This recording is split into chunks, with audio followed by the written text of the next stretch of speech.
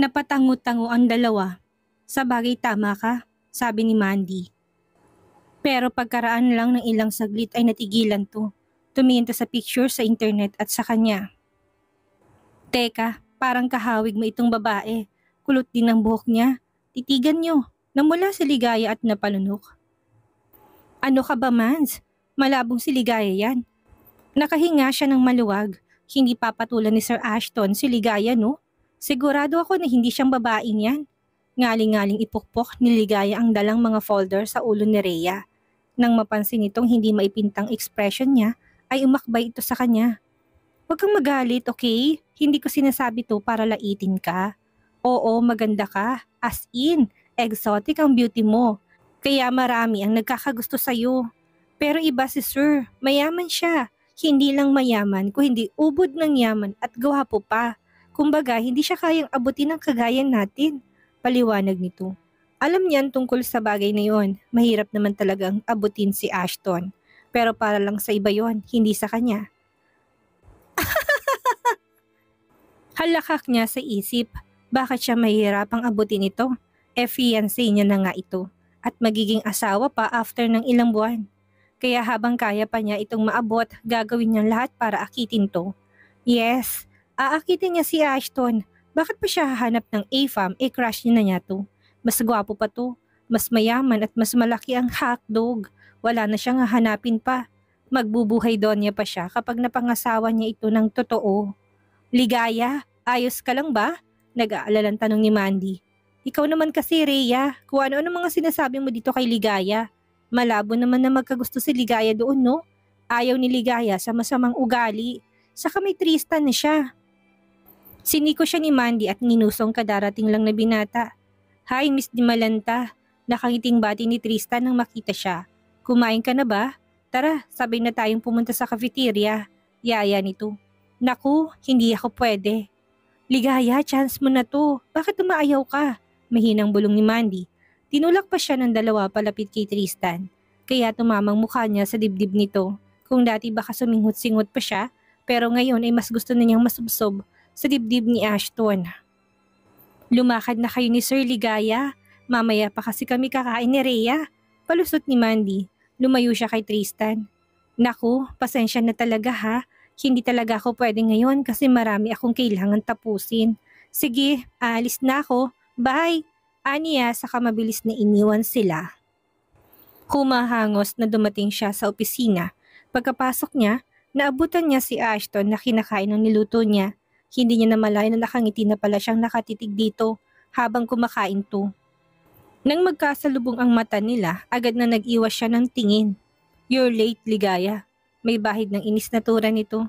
Sorry, may nadaanan lang akong kaibigan, sabi niya. Umupo siya sa harapan nito.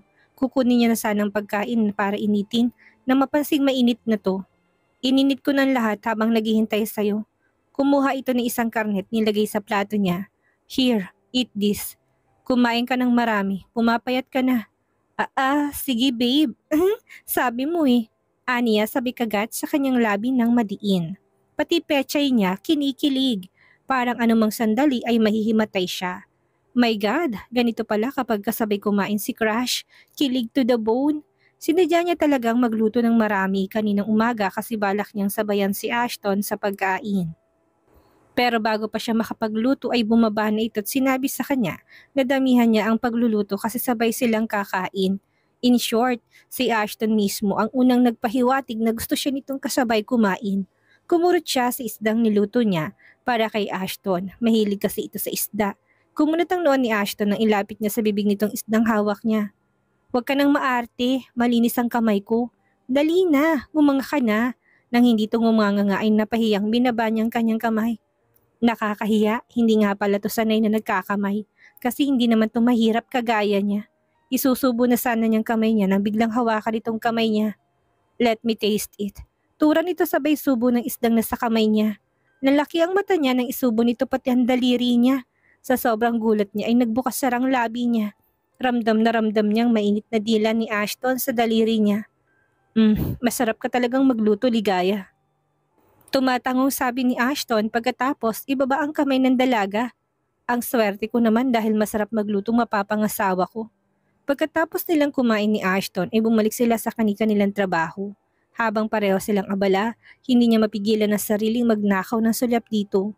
Hindi maalis ang ngiti sa labi niya sa sobrang kilig. Nitong nakaraan lang ay masama ang loob niya, pero ngayon ay abot hanggang langit ang saya niya. Sobrang laki na kasi ng improvement ng relasyon nila ngayon.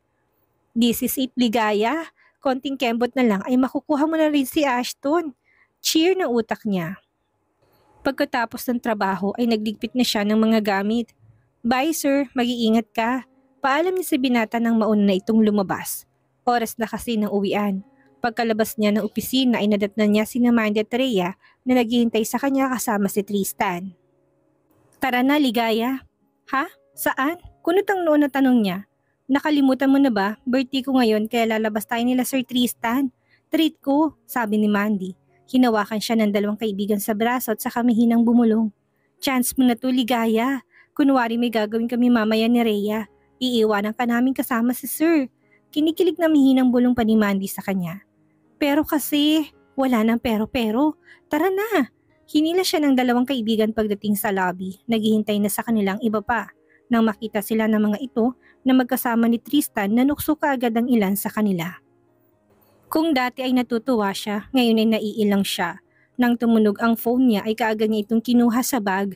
Nakita niya si Ashton ang tumatawag. Hello, hello? Naku, muntik pa siyang madulas nang wala sa oras. Where are you? Kahit hindi niya ito kaharap, feeling niya ay kunot ang noon ng binata. Nandito pa sa building. Nasa biyahe ka na ba? Tanong niya sang mahina. Nakita niya nakatingin ng lahat sa kanya kaya tumalikod siya at hininaan ang boses niya. Hello? Hello? Ani na hindi na marinig ang boses ng binata. Nang tignan niya ang cellphone niya ay lobat na pala to. Tara na, ligaya. Sige, susunod na ako. Ani niya habang binabalik ang cellphone sa bag. Ano susunod? Hindi mo ba narinig ang sinabi ni Sir Tristan kanina? Nang umiling siya ay kinikilig na nagsalita si Mandy.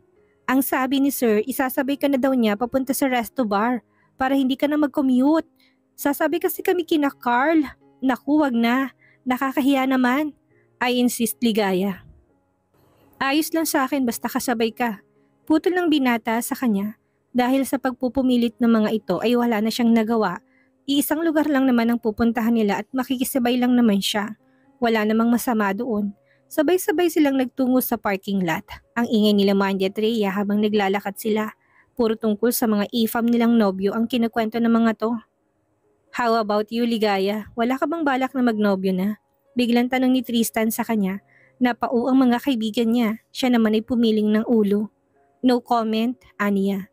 Kapag sinabi niya na sa mga kaibigan na may fiancé na siya, sigurado siya na hindi siya titigilan ng mga to. Ayaw naman niya sabihin na wala dahil para sa kanya, si Ashton ay more than boyfriend na niya.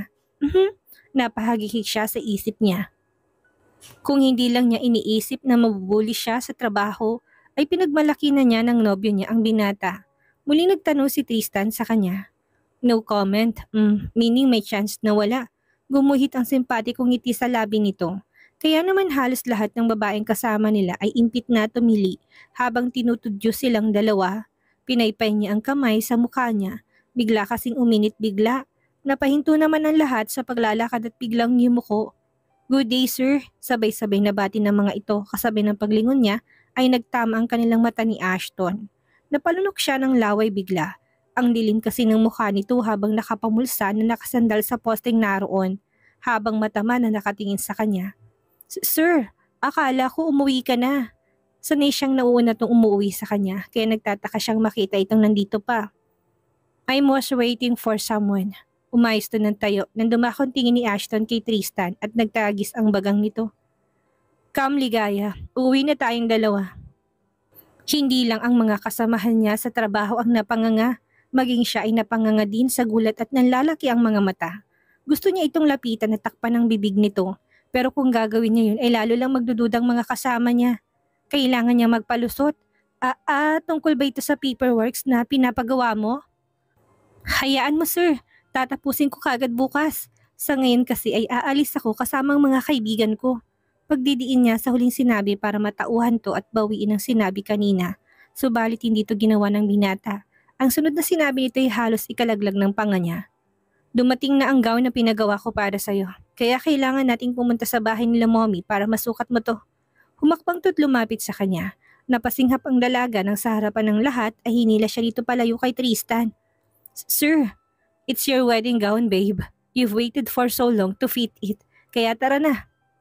Tura ng binata bago siya hinila palayo sa mga kasama niya.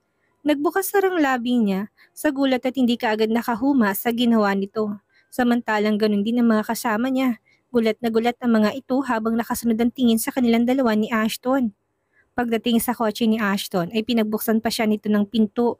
Nang makasakay ay pinaharurot agad nito ang sasakyan palabas ng parking lot. Bakit mo naman ginawa yun? Hindi ba may usapan tayo? Aniya na makabawi. I called you earlier and I told you to meet me there. Hindi ka ba nakikinig? Dumiin ang hawak ni Ashton sa manibela.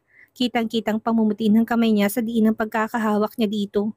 Nang makita niya kanina si Ligaya na tumatawa habang kausap ang lalaking katabi nito, parang gusto niyang lapitan ng dalawa at hilahin ng dalaga palayo dito.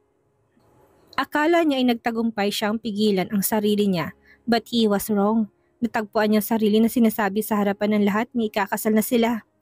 I'm your fiancé, Ligaya. I have the right to say those words in front of anyone. Magiging asawa kita. Ayoko may umaaligid sa yung iba. Seryosang ekspresyon na turan niya. Buong biyahe ay halos mangisay si Ligaya sa sobrang kilig. Malinaw naman kasi na nagsiselos si Ashton dahil ayaw nito na may umaaligid sa kanya na iba. Siguro hindi lang nito umaamin kasi bago pa lang sila o kaya nahihiya ito. Pero magandang sign iyon na magandang simula ng relasyong bubuuhin nila. Akala niya nagbibiro lang ito na sabihin nito na dumating ng wedding gown na susuotin niya para sa kasal nila, pero hindi pala. Naabutan niya sila Tita Emma at Angel na abala sa pag-check ng 4 na gown na pinagawa para sa kanya. 4 ang ipinagawang gown para sa kanya, isa para sa simbahan, isa para sa reception, isa para kapag sumayaw na sila at isa para sa kanilang pag-alis papunta sa honeymoon. Napanganga siya nang makita niyang 4 na gown na susuotin niya. Kulang ang salitang wow para ilarawan kung gaano kagaganda ang mga ito. Ligaya, mabuti at dumating ka na iha. Nilapitan ni Emma ang magiging manugang at iginiya palapit sa 4 na manikin na nakasuot ng gown. Tignan mo kung gaano kagandang mga ito. I'm sure na bagay ang lahat ng ito sa'yo. Mommy is right, Ligaya. Hindi na kami makapaghintay na masukat mo to, segunda ni Angel. Hindi siya makahuma sa sinabi ng dalawa. Nakatingin lang ang kanyang mata sa 4 na gown na susuotin niya. Nilapitan niya ang wedding gown niya at hinawakan ng lace sa laylayan nito. Ang ganda po, makapigil hiningang papuri niya. Nakangiting tumango si Anin. Yes, it is, dear, at bagay na bagay sa'yo. Hayaan mo mamaya ay susukatin mong 4 na ito. Hintayin lang natin na makaalis si Ashton. Mommy, bakit hindi pa natin ipasukat sa kanya? Hindi naman totoo ang mga kasabihan. Anong hindi totoo? Sikmat ni Emma sa anak. Nakalimutan mo na bang hindi ka sinipot ni Archie ng kasal niyo? Malakas ang kutob ko na dahil yun sa pamahiin. Ikaw kasi, nagpakita ka sa kanya ng isukat mong wedding gown niyo. Hindi nakaligtas sa mata ni Ligaya ang paninigas ng katawan ni Angel. Kanina ay kumikislap ang mata nito, ngunit nang marinig nitong pangalan na binanggit ni Tita Emma ay bigla naging malamig ang mata nito. Pero ang nakakagulat, mabilis tong nakabawi na parang wala lang. Mommy, wag mong isisi sa pamahiin ang pangiiwan niya sa amin ni Princess. That bastard chose those decision because he wants to. Wala siyang isang salita. Lumingon ito sa kanya na nakangiti. Ligaya, sukatin mo ito mamaya. Huwag kang maniniwala sa pamahiin na sinasabi ni Mommy. Nilapit nitong bibig sa tenga niya at mahinang bumulong. Huwag kang mag-alala, hindi totoong pamahiin. Kapag iniwan ka ni Ashton, buong pamilya namin ang makakalaban niya. Pagbibiro nito. Pero alam ni Ligaya na way ito ng babae para ibahin ang usapan. Princess, hanggang ngayon hindi pa rin niya nakikitang anak nito. Nahihiya naman siyang magtanong kung nasan to. Dahil gabi na ay dito na sila nag-dinner ni Ashton. Pagkatapos kumain na hindi siya pinayagan at mulong ni Tita Emma sa pagliligpit. May mga kasambahay na daw kasi nagagawa ng mga gawain dito. Ligaya, dito na kayo matulog ni Ashton. Bukas mo na sukatin ang mga gown. Dinala siya ni Tita Emma sa kwarto sa itaas. Naku, nakakahiya naman tita. Okay lang po kahit sa guest room lang po ako. Bukang meron kasi may-ari nitong kwarto. Malinis at kulay itim at dark blue kasi ang team na silid. Baka mamaya kwarto pala to ni Hero. Iha, hindi ka na ibang tao para patuluyin sa guest room. May mga damit dyan sa walk-in closet. Pumili ka na lang ang susuot mo. Sige na, maiwan na kita para makapagpahinga ka na. Sige po, Tita Emma. Thank you po. Nang makaalis ang Gina ay ginala niyang mga mata sa paligid. In fairness, ang bango ng kwarto. Kaamoy ni Ashton. Nilapitan niya isang picture frame na naroon. Teka, si Ashton to ah. Napabunghalit siya ng tawa na makitang nakahubad ito habang may hawak na baril. Mukhang napipilitan patungkunan ng picture dahil nakasimangot pa to. Hindi pala kay Hero tong kwarto kung hindi kay Ashton pala. What the heck? Nang makita ng kapapasok pa lang na si Ashton ang hawak ni Ligaya ay mabilis nitong inagaw pero mabilis na dinaganan ng dalagang larawan. Give it to me, Ligaya, or else. Or else ano? Imbis na matakot ay bumungis-ngis ang dalawa. Halata kasi na nahihiya si Ashton. Huwag kang mahiya, babe. Ang cute mo kaya sa picture. Aniya sabay tawa na lalong ikinalukot ng gwapo nitong mukha. Napatili siya ng dumagan si Ashton sa ibabaw niya. I told you to give it to me, Ligaya. Saan mo nakita yan? Dito sa kwarto mo, saan pa ba? Saka bakit ba nahihiya kay ang bata mo pa dito? Napabunghalit siya ng tawa nang maalala ang cute na batuta nito sa picture. Halatang wala pang kamuwang-muwang si Ashton sa larawan. Mukhang hindi pa delikado. Nalaki ang mata niya nang hilahin ni Ashton. Ang hita niya't ipaikot sa bewang nito. Ashton! Damang-dama niya ang hakdog nito at nakadikit sa perlas niya. Naramdaman niya ang isang kamay nito na gumapang sa ilalim ng likod niya. Nang makuha nitong pakay, ibinitawan na nitong legs niya. Shit! Hanggang ngayon pala hindi pa nito tinatapon ni Mommy. Hindi maipintang mukhang sabi nito, nakaalis nito sa ibabaw niya pero siya ay wala pa rin kagalaw-galaw. Daig pa niyang nanigas sa kanyang kinahihigaan. Upo na sana siya nang biglang dumagan ulit sa ibabaw niya si Ashton. Bakit ang tigas ng ulo mo, Ligaya? Ha? I told you to give it to me. Bakit hindi mo kagad gawin? Walang bahid ng emosyon na mukhang tanong ng binata. Ngunit kapansin-pansin ng pag-alo ng lalamunan nito habang nakatingin sa kanya. Binigay ko naman na. No you don't. Akong kumuha nito. Pero at least nakuha mo. Ramdam mo ba? Puto nito sa kanya. Nanlaki ang mata niya nang biglang hilahin itong hita niya. This time, hindi lang nakadikit ang matigas na hakdog nito sa kanya, kung hindi kinikis-kis to ni Ashton sa perlas niya. Ashton! Imbis na sawayin to, nagtunog ungol ang pagtawag niya sa pangalan nito. Gustong-gusto niyang pagkakadikit ng katawan nilang dalawa. Ligaya, don't blame me for this. Paus na sambit ni Ashton bago bumaba ang ulo para sakupin ang nakaawang niyang labi. Napasinghap si Ligaya sa ginawa ni Ashton. Oo, ilang beses na silang naghalikan pero ngayon lang ginawa to ng binata. Imbis na mandiri siya dahil naghahalong mga laway nila ay lalo siyang nasasabik. Parang may gayumang lasa ni Ashton. Nakakatakam, parang ayaw niyang tigilan. Hinawakan niyang mukha ni Ashton. Pinagdiinan ng labi nito sa kanya. Nakuha naman itong gusto niya dahil mas pumusok ang halik nito. Kapwa sila naghahabol ng kanilang hininga na maglayo sila. This is your fault, Ligaya. Hingal na sambit nito. Matigas kasing ulo mo. He groaned when her hand touched his length down there. Kailangan lang pala niyang tigasan palaging ulo niya para mapansin ng binata. Kung alam lang niya na noon ay sana niya pa ito ginawa. Ligaya. Umalo ng lalamunan nito ng igalaw niyang kamay, mahinang humihima sa kahabaan nito na ngayon ay buhay na buhay. Pareho silang lasing ang mga mata sa pagnanasa. Kahit walang salitang namutawi sa labi nila ay makikitang pareho silang uhaw sa isa't isa. Wala nang atrasan to. This is it na talaga. Ang laki ng hotdog, Ashton, at mukhang galit na galit siya. Mabuti na lang at nandito ako para paamuhin siya. Namulang pisngi ni Ligaya lalo, kinagat niya ng madiin ang labi niya. Nakakahiyang sinabi niya pero wala siyang balak na umatras na magpakipot pa. She wants him at alam niya na ganun din ito. Dumilim ang mga mata ni Ashton na marinig iyon, lalong nabuhay ang pagnanasa sa katawan ng binata. Walang salitang sinakop nitong muli ang labi ni Ligaya. This time ay mas mapusok na. Ashton! Ungot niya. Libong-libong kiliting gumapang sa katawan. Lord, wag naman sanang mawasak ang perlas ko ng sobra. Namumutlang dasal niya. Bigla kasing nagdoble ang size nito. Nakakatakot. Ah! Napatili siya nang biglang buhatin siya ni Ashton at ilagay sa kandungan nito. I want you to think of me when we are doing this, Ligaya. Ilang saglit pa ay sabay nilang narating ang rurok na labis na ikinasaya ni Ligaya. At tanging nasa isip ng Ligaya ay mabuntis siya ni Ashton. Sinara niya ang hita at inipit to. Kailangang walang masayang sa ipupunla ng binata. Gusto niya kasing mabuntis para talagang may kapit siya dito at hindi na sila maghiwalay. Gagamitin niyang utak niya. Saka mahal na niya si Ashton kaya ayaw niya na maghiwalay pa sila.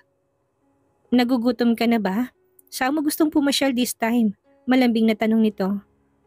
Ayoko na munang lumabas, sabi ni Ligaya. Gumuhit ang pilong ngiti sa labi nito. Gusto mo pa ng isang round? Inirapan niya to. Anong gusto pa? Utang na loob, Ashton. Gusto ko munang matulog. Tigilan mo munang perlas ko. Tumawa na naman to. Kasalanan mo yan, babe. Masyado ka kasing masarap. Namumulang pisngin hinampas niya ito sa tiyan. Akala niya noong una hindi ito mahilig kasi parang wala naman tong interes sa kanya noong una. Pero nagkamali siya. Konting dikit lang niya ay nagiinit agad ito at iginagalaw siya. Simula nang may nangyari sa kanya hindi na sila pumasok. Nagpabook agad to ng flight sa ibang bansa. Nakarating na sila ng Paris at ngayon nga ay dito naman sa Japan. Pero imbis na mamasyal ay wala silang ginawa kung hindi magtalik. Binuhat siya ni Ashton patayo sa kama. Napatili siya nang dalhin siya nito sa banyo't itapat sa cold shower. Babe naman ang lamig kaya. Kumunot ang noon nito. Napamura to nang makitang hindi nito nailagay sa warm water ang shower. Nilapagtuloy siya ng bonggang-bongga. I'm sorry babe. Pagkatapos iswitch sa warm water ang shower ay malambing na niyakap siya nito. Anong gusto mong kainin? Gusto mo ba ng Japanese food? Nag-isip siya sandali. Gusto ko ng pansit canton at coke. Matagal-tagal na rin kasi siyang hindi nakakakain nito. Simula kasi nang tumira siya kay Ashton ay puro mamahalin ng mga kinakain niya. Paminsan-minsan ay nakakamiss din kumain ng mga nakasanayan na. Gusto ko ng maitlog ha, dagdag pa niya. Nalukot ang gwapo nitong mukha na marinig ang request niya. Hindi maganda sa kalusugan ng mga gusto mo, babe. Kung gusto mo, lulutuan na lang kita ng Japanese ramen. Mas okay to kaysa sa gusto mo.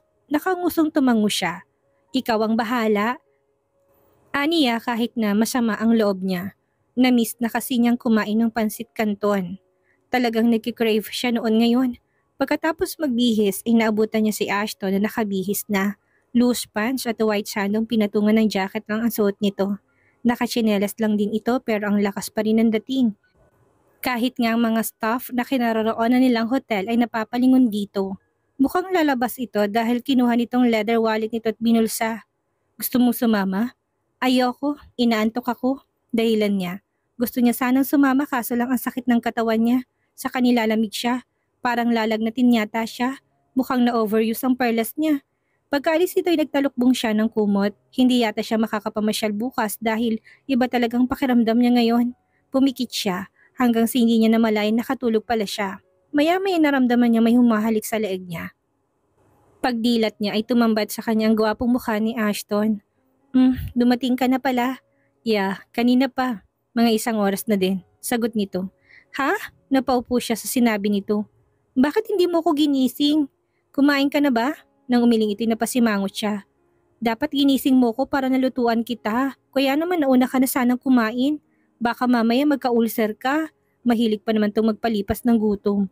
Parang tuko na yumakap siya sa leeg ni Ashton habang nakapaikot ang 2 legs niya sa bewang nito. Wala naman itong kahirap-hirap na binuhat siya hanggang sa makarating sila ng kusina. Namilog ang mata niya na makitang may coke at nakaluto ng pansit canton na may itlog sa mesa.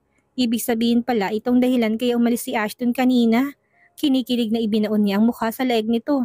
Hindi niya alam na may sweet side pala itong si Ashton. Dahil sa nangyari kina Ashton at Ligaya, maging makatotohanan na kaya ang pagpapanggap nila, tuluyan na rin kayang nahulog si Ashton kay Ligaya. Yan ang ating aalamin sa susunod nating kabanata.